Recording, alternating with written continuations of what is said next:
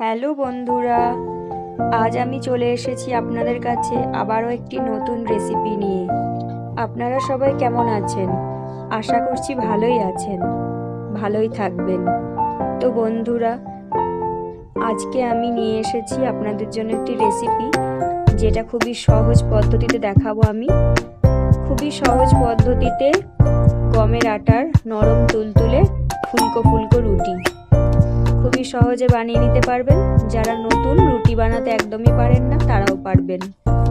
তো একটু একটু করে ভালো করে সবটা দেখবেন, স্কিপ করবেন না কিন্তু কোনোটা, তাহলে বুঝতে পারবেন না। তো চলুন বন্ধুরা, দেখা যাক কেমনভাবে আমি বানাই।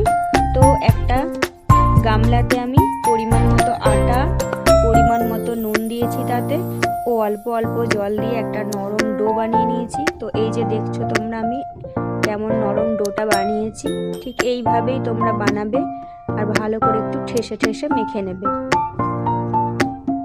তো এবার আমি লেচিগুলো কেটে নিলাম। এই যে তোমরা দেখতে পাচ্ছ আমি লেচিগুলো কেটে নিচ্ছি।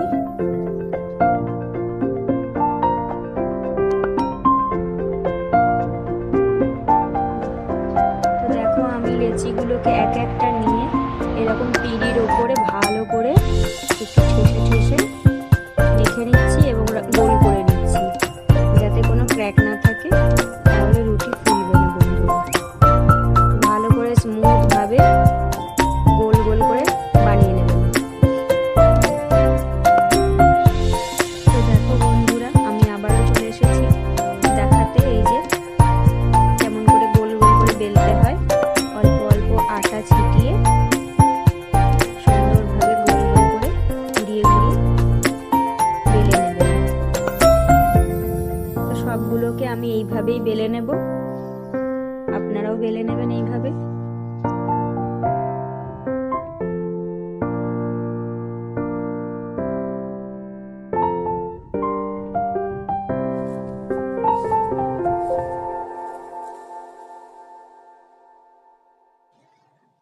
তো দেখো বন্ধুরা, আমি তার জন্য রুটি বেলা হয়ে গেছে। এবার আমি তাওয়া গরম করে নিয়েছি ভালো করে, আর একটা একটা করে বেলবো আর একটা একটা করে দিয়ে সেঁকে নেব, না হলে ফুলবে না বন্ধুরা।